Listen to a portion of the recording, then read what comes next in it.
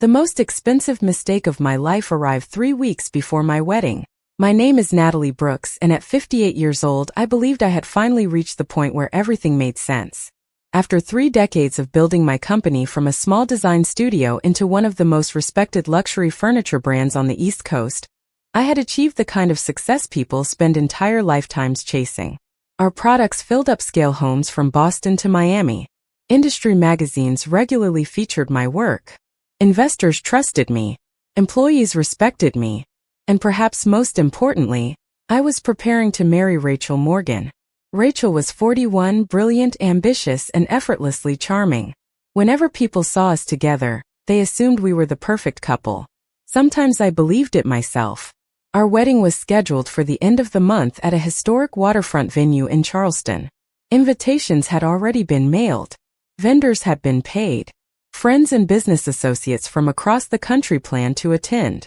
Everything appeared perfect from the outside. That illusion lasted until a Tuesday morning when an email appeared in my inbox. The sender's address was hidden. The subject line contained only 4 words. Do not marry Rachel. I almost deleted it immediately. Successful executives receive strange messages every day. Most are harmless. Some are ridiculous. But something about this one made me pause. The body of the email contained only a single sentence. If you still control your company after the wedding, consider yourself lucky. No signature. No explanation. Nothing else. I stared at the screen for several moments before laughing quietly to myself. Anonymous warnings were hardly evidence of anything. Yet the message lingered in my thoughts throughout the day. By evening, I had nearly convinced myself to forget it. Then another strange thing happened. During a routine financial review, my chief financial officer mentioned several recent stock purchases involving holding companies I did not recognize. Normally, I would not have paid much attention. Public companies attract investors constantly. But these purchases were unusually coordinated. Small acquisitions spread across multiple entities. Individually insignificant. Collectively substantial. Who owns them? I asked. My chief financial officer frowned. We are still trying to determine that. A faint feeling of unease settled in my stomach. Later that night, Rachel and I shared dinner at her townhouse overlooking the harbor. She looked as elegant as ever, discussing wedding plans and honeymoon destinations while sunlight faded beyond the windows. Watching her laugh, I felt foolish for allowing an anonymous email to affect me. Rachel reached across the table and squeezed my hand. You seem distracted. Long day, I replied. She smiled sympathetically. Just a few more weeks. Then all of this stress will be behind us. I smiled back. Yet for reasons I could not explain, the warning returned to my mind. If you still control your company after the wedding, consider yourself lucky. That night, after Rachel fell asleep beside me, I quietly checked my email one final time. A second message had arrived. Same anonymous sender. Same empty signature. This one contained an attachment. My pulse quickened as I opened it. Inside was a collection of financial documents. Every page highlighted the same name. Rachel Morgan. I did not sleep that night. Long after Rachel drifted peacefully into sleep beside me, I sat alone in the living room scrolling through the documents attached to the anonymous email. At first glance, nothing appeared unusual. Rachel's name surfaced repeatedly in corporate filings, investment partnerships, and limited liability companies. That made sense. She was an experienced investor. But the deeper I looked, the more uncomfortable I became. Several companies had quietly acquired shares of my corporation over the previous 18 months. Individually, the purchases seemed harmless. Together, they represented a surprisingly large ownership position. What unsettled me was the pattern. Every entity ultimately traced back to the same small network of financial managers. And every trail eventually led to Rachel. By sunrise, I had convinced myself there had to be a reasonable explanation. Rachel loved business. Rachel loved strategy. Rachel also loved me. Those facts had never seemed contradictory before. The next morning I arrived at headquarters earlier than usual. My company occupied a glass tower overlooking Charleston Harbor, and normally the view helped calm me. That day it did nothing. I immediately called my chief financial officer into my office. After reviewing the documents, he grew visibly concerned. "Where did you get these?" he asked. "Anonymous source." He studied the papers again. "If these records are accurate, someone has been building influence very quietly." I folded my arms. Could Rachel be doing this without hostile intentions? He hesitated. The hesitation was answer enough. "Anything is possible," he finally said. "But this level of coordination is not accidental." The rest of the day passed in a blur of meetings, presentations, and financial reports. Yet every conversation felt distant. My attention remained fixed on one question. Why would Rachel hide any of this from me? That evening she invited me to dinner at one of our favorite restaurants near the waterfront. The setting was beautiful. Soft lighting reflected across the harbor. Sailboats drifted in the distance. Rachel looked relaxed and happy as she discussed wedding arrangements and honeymoon plans. Watching her smile, I desperately wanted the documents to be wrong. Halfway through dinner, I decided to test something.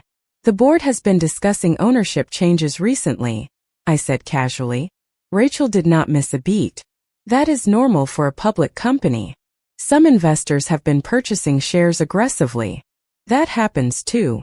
Her voice remained perfectly steady. Then she changed the subject immediately. The maneuver was subtle, but I noticed it. For the first time since meeting her, I felt as though I was speaking to someone carefully controlling every word. Later that night, after we returned home, Rachel stepped into the shower while I checked my phone. A new email had arrived. Same anonymous sender. My heart immediately accelerated. The message contained only 2 sentences. "You are asking the wrong question. Do not ask what Rachel is buying. Ask what she plans to do once she owns it." Attached beneath the message was a date and time. 3 days from now. A private board meeting I knew nothing about. And listed among the attendees was Rachel Morgan. 3 days later, I found myself sitting in a conference room that technically did not exist. At least not on any official company calendar. The anonymous email had provided the location, the time, and the attendee list. Everything about the meeting suggested secrecy. Everything about it felt wrong. Yet curiosity and growing concern pushed me through the door anyway. The gathering was being held inside a private law firm's executive suite overlooking Charleston Harbor. Through a partially open door, I could see several familiar faces from the investment community. A few were major shareholders. Others represented financial groups that had recently acquired positions in my company. Then I saw Rachel. She stood near the far window speaking confidently with 3 board members. Her posture was relaxed, comfortable, as if she belonged there. I remained out of sight and listened. "The transition will be smoother than people expect," Rachel said. One of the men nodded. "And Natalie?" Rachel smiled. The expression looked strangely unfamiliar. "Natalie will resist at first. She always does." A chill ran through me. The conversation continued. They discussed voting percentages, shareholder influence, executive restructuring, and acquisition timelines. Every sentence revealed another piece of a plan I knew nothing about. Then came the moment that changed everything. One investor asked the question directly. "What happens after the wedding?" Rachel did not hesitate. "After the wedding, controlling interest becomes significantly easier to consolidate." My stomach dropped. I stepped away from the doorway before anyone noticed me. For several minutes I stood alone in the hallway trying to process what I had just heard. Part of me wanted to storm into the room and demand answers. Another part wanted to believe there was some misunderstanding. But the facts were becoming impossible to ignore. Rachel had been building something behind my back. And whatever it was, it involved both my company and our future. Marriage. The following morning, an emergency board meeting appeared on my schedule. No explanation accompanied the invitation. The timing alone told me everything I needed to know. By noon, every board member occupied a seat around the long conference table. Attorneys sat against the walls. Financial advisors filled the remaining chairs. The atmosphere felt unusually formal.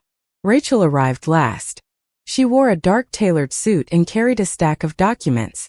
When our eyes met, she smiled politely. Not warmly, politely. The distinction terrified me. The chairman called the meeting to order. Several routine matters passed quickly. Then Rachel stood. I would like to present a strategic proposal regarding company leadership and shareholder value. Every instinct in my body warned me that what came next would not be routine. Rachel distributed documents around the room. Silence followed as people reviewed the contents. Then the chairman looked toward me with visible discomfort. "Natalie," he said carefully, "it appears a coalition of shareholders has submitted a formal motion." My pulse accelerated. What kind of motion? Nobody answered immediately. Rachel finally broke the silence. A leadership transition. The room suddenly felt smaller, colder, more distant. Rachel folded her hands calmly and looked directly at me. "I believe the company needs new management." For the first time in 30 years, I realized someone was trying to take away everything I had built. And the person leading the attack was the woman I planned to marry. I do not remember much of what happened during the next few minutes. I remember voices. I remember papers sliding across the conference table. I remember the sensation of every person in the room watching me while Rachel calmly explained why I should no longer lead the company I had spent 30 years building. The presentation was meticulous. Financial charts appeared on screens. Market forecasts were discussed. Strategic recommendations were delivered in polished corporate language.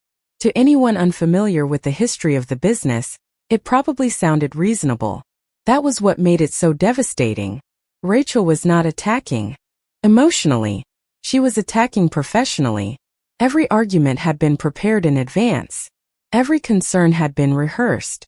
Every supporting vote had already been secured. By the time the discussion ended, the outcome felt predetermined.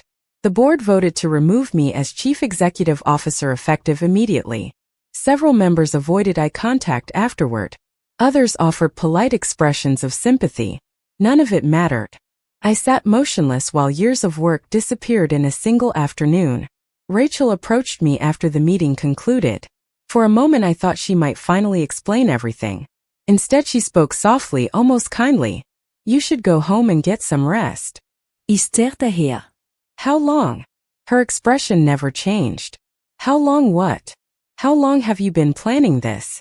A brief silence followed. "Long enough to know it was necessary." Then she walked away. That answer hurt more than the board vote itself. I left the building through a private exit overlooking Charleston Harbor. Rain clouds covered the sky. The water below looked gray and distant. For the first time since my 20s, I had nowhere to go. No meetings. No decisions. No company waiting for me. The realization felt unreal. That evening I sat alone inside my condominium overlooking the city. Wedding invitations still occupied one corner of the dining table. Seating charts remained unfinished. Floral samples waited for final approval. Every object suddenly felt absurd. Around 9 o'clock my phone rang. I ignored it. Minutes later it rang again. Then again. Finally I answered. "Natalie." The voice belonged to my former chief financial officer. "What?" I asked. "There is something you need to know." His tone immediately captured my attention. "What happened?" "Rachel is moving faster than expected." Is set upright. Meaning, several executive changes have already been announced. Asset reviews have begun. And there is one more thing. He hesitated. Rachel met privately with representatives from Donovan International this afternoon. The name struck me immediately. Donovan International was the largest competitor in our industry. Their influence extended across North America and Europe. For years analysts speculated that one day they might acquire my company. Why would Rachel meet with them? I asked. "We do not know." Before I could say anything else, another call appeared on my screen. Unknown number. I ended the first conversation and answered. "Hello." A woman's voice responded. Calm, confident, familiar in a way I could not immediately explain. "Natalie." My pulse quickened. "Who is this?" The woman paused briefly. "Someone who warned you too late." Silence filled the line. Then she spoke again. "We need to meet." "Why?" Another pause. "Because Rachel is not the biggest problem you have." Before I could ask another question, she added 6 words that completely changed the direction of my evening. "My name is Claire Donovan." I agreed to meet Claire Donovan the following morning. Sleep was impossible anyway. Questions filled every corner of my mind. Why had the head of the largest rival company contacted me personally? How did she know about Rachel's plans? And perhaps most importantly, why did her voice sound so familiar? The meeting took place at a private club overlooking Charleston Harbor. The building was elegant without being flashy, the kind of place where major business decisions happen quietly behind closed doors. When I arrived, Claire was already seated near a window facing the water. For a moment I simply stood there staring. Time had changed both of us, but not enough to erase recognition. Claire Donovan was 54 now. Her dark blonde hair carried hints of silver. Her posture remained confident. Her eyes were exactly as I remembered. She looked up and offered a small smile. "Hello, Natalie." Hearing my name spoken that way unlocked emotions I had spent years ignoring. We had known each other long before Rachel entered my life. Long before either of us became prominent figures in our industry. Claire and I had once shared something important. Not public. Not permanent. But important. "You look surprised," Claire said. I sat across from her. "I am surprised. Because of the company? Because of everything?" Claire nodded as if she had expected that answer. A server brought coffee before quietly, leaving us alone. For several moments neither of us spoke.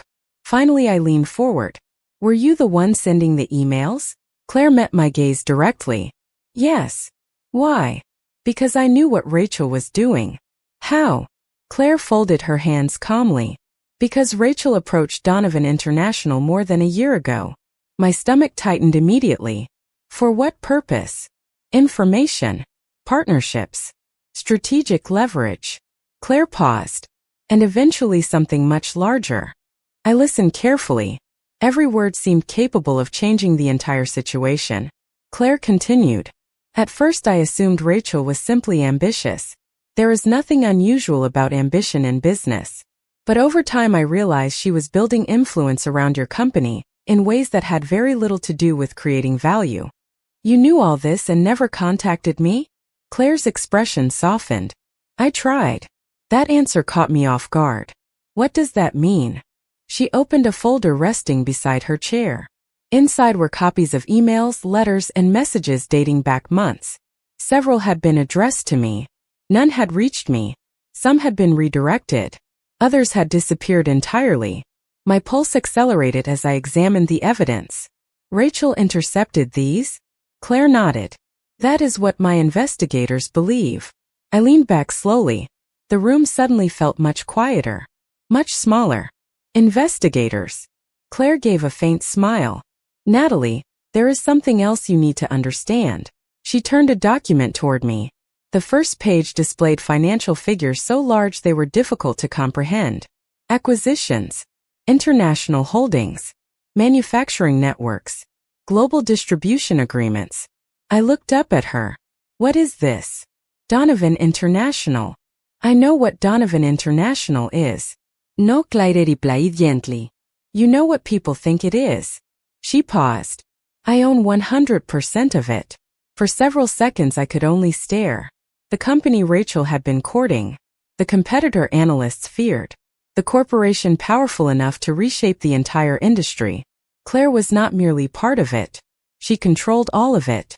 And suddenly I understood why Rachel had been so interested in building alliances behind closed doors. For several moments I could not speak. The scale of what Claire had just revealed changed everything I thought I understood about the situation. Donovan International was not simply a competitor.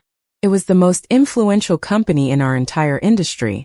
If Claire truly owned it outright, then Rachel had spent more than a year trying to gain access to someone who possessed far greater power than either of us. "Why are you telling me this now?" I finally asked. Claire held my gaze. "Because you deserve the truth." I almost laughed at the irony. During the previous week, truth had become the rarest commodity in my life. "And what exactly is the truth?" Claire leaned back slightly.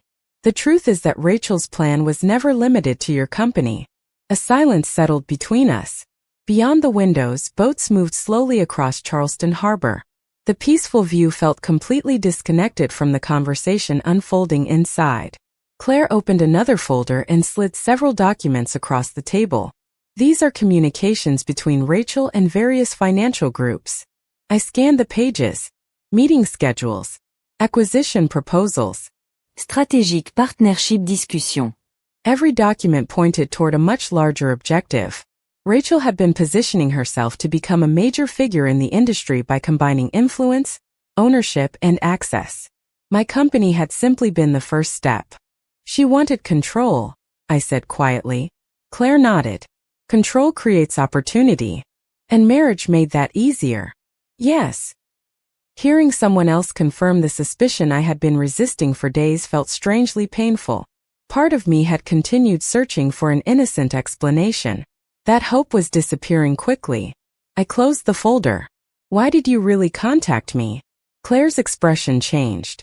For the first time since our meeting began, the confident executive disappeared. In her place, I saw the woman I had known years ago.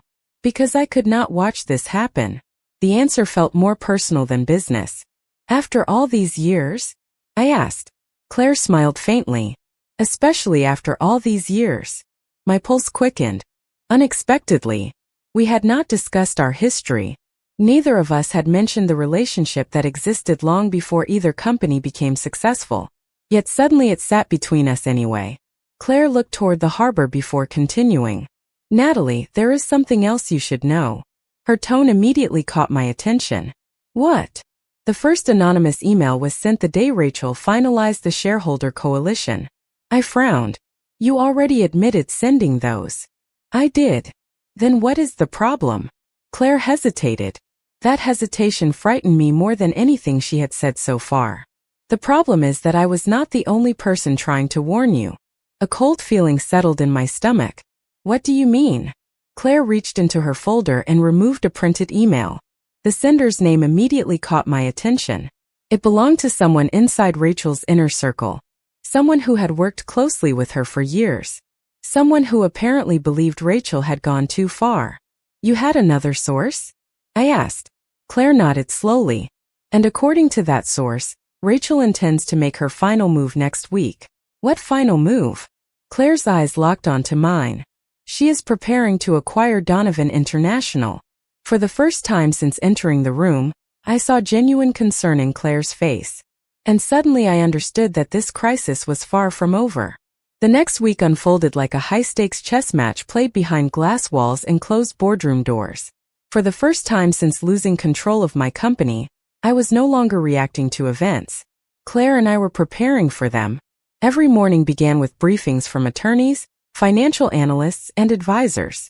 Every afternoon brought new reports about Rachel's movements. The pattern became increasingly clear. Rachel was attempting to build a coalition powerful enough to pressure Donovan International into a strategic merger that would ultimately place her at the center of an empire far larger than anything she could have created alone. The ambition was breathtaking. So was the risk. One evening, Claire invited me to the executive headquarters of Donovan International. The building occupied an entire city block overlooking the waterfront. I had seen photographs before, but walking through its doors revealed something entirely different. Employees moved with quiet confidence. Decisions affecting thousands of jobs were made inside those walls every day.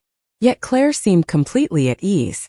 Watching her interact with executives and staff members, I realized how much I had underestimated her. Years ago, I knew Claire as a brilliant entrepreneur with extraordinary instincts. The woman standing beside me now had become something far more formidable. We entered a private conference room overlooking the city skyline. Several members of Claire's leadership team were already waiting. Large screens displayed financial models and acquisition scenarios. One analyst stood and began presenting Rachel's coalition plans to announce a public proposal in 48 hours. Claire nodded. Expected response? Media attention will be significant. Another advisor spoke next. Several investors believe Donovan International may be vulnerable. That statement actually made me laugh. Claire raised an eyebrow. Something funny? I shook my head. Anyone who thinks you are vulnerable has never met you. A brief smile appeared on her face. It vanished almost immediately, replaced by focused determination. The meeting continued late into the evening. By the time we finished, a strategy had emerged. Claire was not planning to defend herself. She was planning to expose the weakness hidden inside Rachel's entire operation. 2 days later, Rachel held a major press conference. Business journalists filled the room. Financial networks covered the event live. From Claire's office, we watched the broadcast together. Rachel appeared confident and composed. She spoke about innovation, growth, strategic opportunities, and industry transformation. The presentation was impressive. Investors responded positively. Market analysts praised her vision. For a few hours it seemed as though everything was going exactly as she intended. Then Claire made her move. A separate announcement appeared across financial news platforms nationwide. Donovan International released audited records, ownership disclosures, and partnership agreements that revealed information Rachel had spent years keeping hidden. Nothing illegal. Nothing sensational. Simply facts. Facts demonstrating how dependent her coalition truly was on assumptions that no longer existed. Within hours, investor confidence began shifting. Questions multiplied. Support weakened. Reporters demanded clarification. By evening, the momentum Rachel had spent years building was beginning to unravel. I stood beside the window watching news coverage update in real time. "You knew this would happen," I said. Claire joined me. "I hoped it would. You just ended her entire strategy." Claire looked out toward the harbor lights reflecting across the water. "No, Natalie." Her voice remained calm. Rachel ended it herself the moment she started believing power mattered more than trust. And for the first time since this nightmare began, I felt the balance finally shifting in our favor. The collapse happened more quietly than I expected. There were no dramatic headlines announcing a downfall. No public confrontations. No triumphant celebrations. Instead, support simply began disappearing. Investors who had once praised Rachel's vision suddenly demanded answers. Financial partners requested additional reviews. Board members who had confidently backed her strategy started creating distance between themselves and the controversy. Within a matter of days, the coalition she had spent years assembling no longer looked unstoppable. Yet the most surprising revelation arrived after the crisis had already begun fading. Claire invited me to dinner at a small waterfront restaurant far from corporate headquarters and media attention. For the first time in weeks, neither of us discussed acquisitions, shareholders, or legal strategies. We talked about ordinary things: books, travel, Charleston, memories from years ago. The conversation felt unexpectedly easy, comfortable, familiar. At one point I found myself laughing for the first time since the board removed me as chief executive officer. Claire smiled. "I missed that." The comment caught me off guard. So did the emotion behind it. We sat in silence for several moments before I finally asked the question that had been waiting between us for years. "Why did we lose contact?" Claire looked toward the harbor lights reflecting across the water. "Because you chose your company." Her answer was gentle rather than accusatory. "And because I let you." I lowered my eyes. The memory hurt because it was true. Decades earlier, when my business demanded every ounce of attention and energy I possessed, I had convinced myself there would always be time later. Time for relationships. Time for happiness. Time for people who mattered. Later never arrived. Claire studied me quietly. "I never blamed you.